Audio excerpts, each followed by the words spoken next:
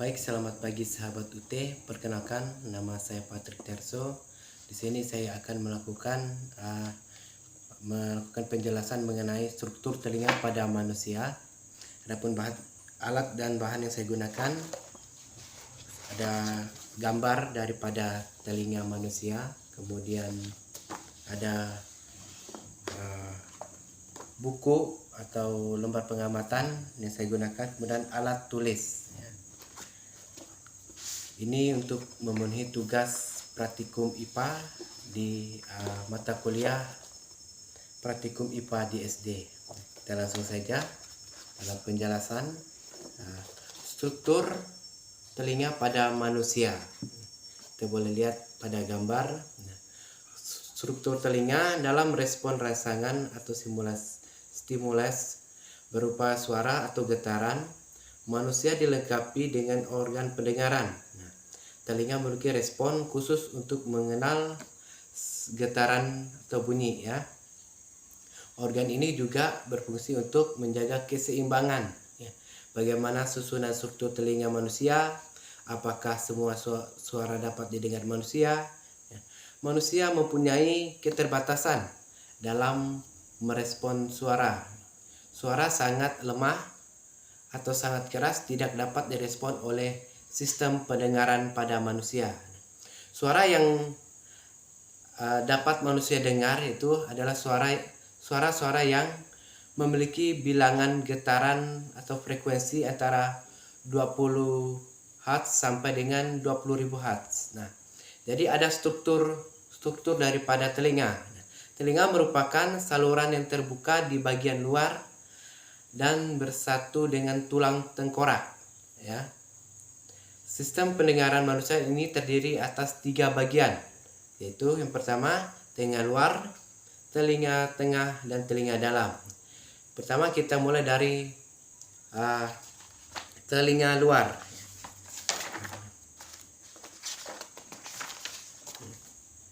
Kita lihat pada gambar telinga luar seperti ini.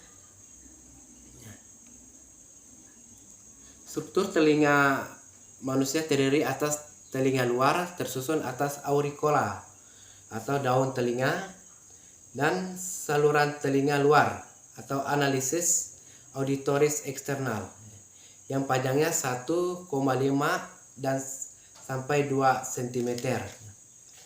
Dalam saluran ini terdapat kelenjar pseudosodifera yang mengekseskan serumen, suatu substansi mirip lilin yang dapat mengeras. Nah, fungsi serumen adalah untuk melindungi telinga dari banyaknya kotoran yang masuk ke telinga luar ataupun berpengaruh juga terhadap serangga yang akan masuk ke telinga, atau karena beraroma tidak sedap, ya. Nah, di bagian terakhir saluran telinga luar terdapat membran tipis yang memisahkan telinga luar dengan telinga dalam, ya, yang disebut membran tipani atau selaput gendang. Kemudian struktur telinga dalam atau canva tympanicus, ya. Kita bisa lihat ada gambar, ya.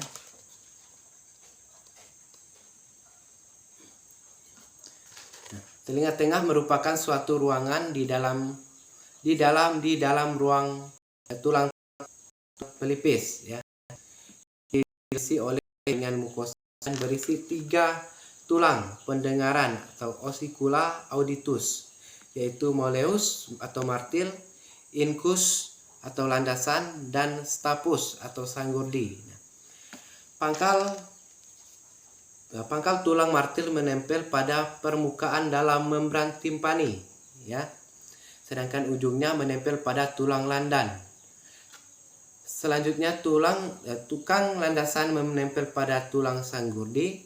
Tulang sanggurdi akan berlekatan dengan tingkat oval atau jorong atau fenestra ovali.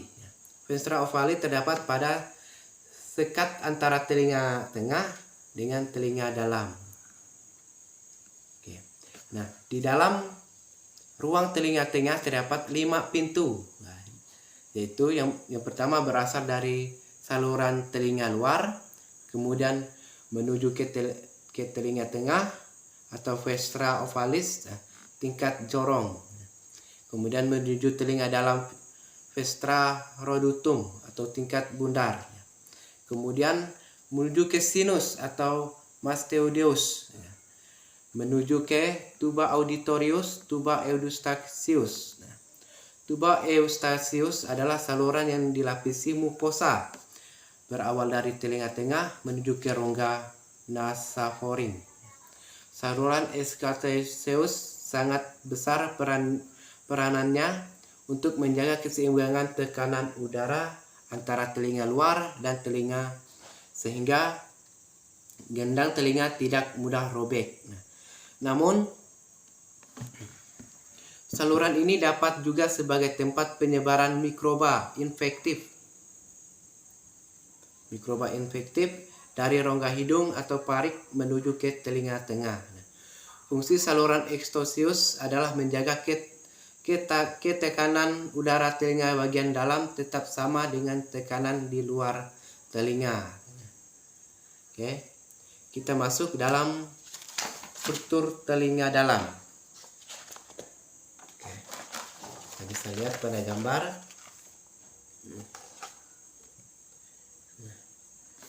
Oke, telinga dalam terdiri atas bagian tulang dan bagian membran.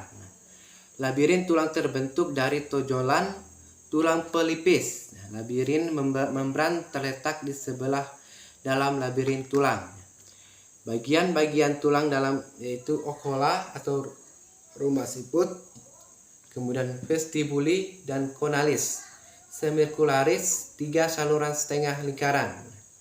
Kita menjelaskan yang pertama itu cochlea atau rumput siput, rumah siput, Cochlea berbentuk mirip dengan tabung bengkok ke belakang atas seperti huruf E atau I, ya. Yang kemudian melilit mengelilingi tulang berbentuk kerucut sebagai ujungnya disebut modiolus. Nah, di dalam tuba cochlea ada satu bagian yang dibentuk oleh tonjolan dinding cochlea, tulang beserta cochlea membran yang disebut membran basilaris. Kemudian membran basilaris berfungsi memisahkan bagian dalam tuba menjadi 2 saluran, yaitu saluran cola vestibuli di bagian atas dan scola tympani di bagian bawah. Bagian membran lain yang membran vestibularis atau membran Reissner yang memisahkan cochlea vestibularis menjadi scola media atau ductus cochlearis. Di dalam dua ruangan ini terdapat scola vestibul dan tympani, terdiri cairan jernih yang disebut perlicimpi. Cairan ini berasal dari cairan cerebrospinal dalam ruang subarachnoidea yang masuk melalui saluran kecil yang bermuara di vestibuli. Sedangkan cairan dalam skala media disebut endolithmikopi yang belum diketahui aslinya. Ya. Kemudian masuk ke vestibuli. Nah, vestibuli membran terdiri atas aquola dan utricola. Serabut saraf vestibularis ujungnya mengelilingi sel-sel rambut dalam yang merupakan struktur khusus dari sakula dan utricula yang disebut makula akustika. Kemudian kita masuk dalam mekanisme mendengar. Kita lihat. Kita lihat mekanisme mendengar. Perhatikan dalam gambar. Nah, apabila sampai pada telinga kita, gelombang suara akan masuk ke telinga bagian luar melalui saluran pendengaran dan akhirnya sampai pada membran timpani. Gelombang suara ini menggetarkan membran dan telinga martil. Selanjutnya, tulang landasan dan tulang sanggurdi ikut bergetar. Akhirnya, tingkap bundar ikut bergetar juga. Getaran ini akan menggetarkan cairan di dalam rumah siput. Cairan-cairan yang bergetar menstimulasi ujung-ujung saraf. Impuls dari ujung saraf ini diteruskan ke saraf pendengar di otak besar. Nah,